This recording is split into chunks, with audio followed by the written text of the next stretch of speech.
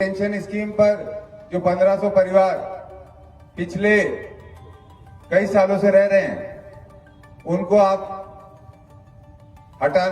हटाइए, हम retention scheme लागू कर देंगे।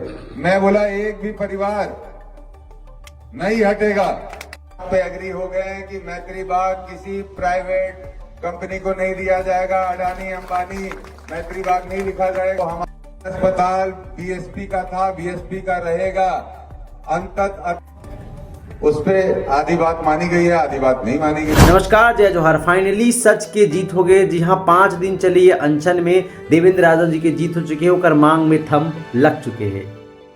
सच झुके नहीं झुका देते वाला नियम में चल रही समय देवेंद्र भैया और फाइनली जीत भी गए। भिलायंस मन पर भारी लड़ाई लड़ी रही से कि ओकर हक लन मत छीनो करके, और फाइनली जो उच्च अधिकारी मन है तेवर मान गई साहब, और बहुत सारे इसे बिंदुरी से जिला रखे रही से देवेंद्र भैया जी हाँ ओला बहुत सारा चीज मान चुके। कुछ कुछ बचे अभी भी बोला थे, लेकिन हमेशा मैं हाँ अपन दिल से अपन आन बान शान से पूरा डटे रहूँ कहा थे भिलायंस मन पर। बस आप मन के इसने सपोर्ट चाहिए कहा थे, तो ये बात आप मतलब बहुत अच्छा लगे उससे खबर कि युवा नेता अगर आप मन के साथ है तो क्या ही बात है।